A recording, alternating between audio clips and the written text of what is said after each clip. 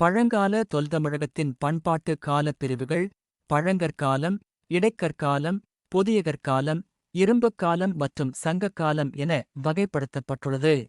இவற்றில் தமிழ்ப் பண்பாட்டின் தொடக்கமான பழங்கற்காலம் பற்றி இன்று முதலாவதாக பார்க்கலாம். பண்டைய தமிழகத்தின் ஆரம்ப காலம் பழங்கற்காலம் என்று அழைக்கப்படுகிறது. இது ஆங்கிலத்தில் பாலியோலிதிக் அல்லது ஓல்ட் ஸ்டோன் ஏஜ் என்றும் அழைக்கப்படுகிறது. இதன் காலப்பகுதி கிமு 2 மில்லியன் ஆண்டுகள் முதல் கிமு 8000 ஆண்டுகள் வரையிலான காலம் என கருதப்படுகிறது.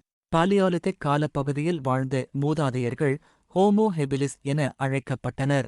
இந்த காலப்பகுதியில் மக்கள் வேட்டையாடுதல் மற்றும் உணவு சேகரித்தலில் ஈடுபட்டதோடு கற்களால் ஆன கைக்கோடாரி மற்றும் வெட்டுக்கத்திகளை பயன்படுத்த தொடங்கினர்.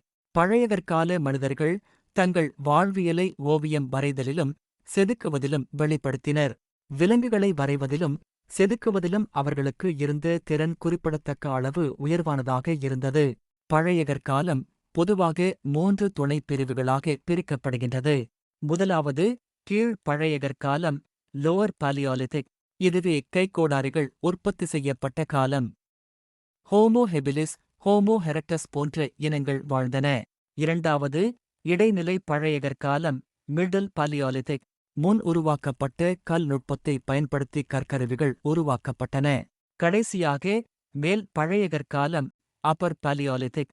இடைப்பழையகற்காலத்தில் இருந்து மேல் பழையகற்காலத்துக்கான மாறுதலின் போது காணப்பட்ட தொழில்நுட்ப மாற்றங்களை கருத்தில் கொண்டு இக்காலம் மனித மொழி முழு வளர்ச்சி அடைந்திருக்கக்கூடிய காலம் என சில ஆய்வாளர்கள் கருதுகிறனர்.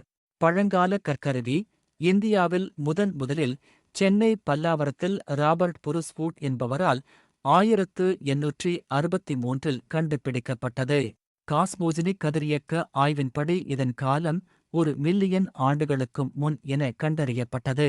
பழங்கற்கால கருவிகள் கண்டுபிடிக்கப்பட்ட மற்ற இடங்கள் அத்திரம்பாக்கம், பல்லாவரம், குடியம், எருமை வெட்டிப்பாளையம், வடமதுரை, பாரிக்குளம் ஆகிய பகுதிகள். பழங்கற்கால சான்று இல்லாத பகுதிகள் தென் தமிழகம் மற்றும் இலங்கை. பசால்ட் என்னும் எரிமலை பாறை பயன்பாட்டில் இருந்த இடங்கள் தர்மபுரி மற்றும் வட ஆற்காடு.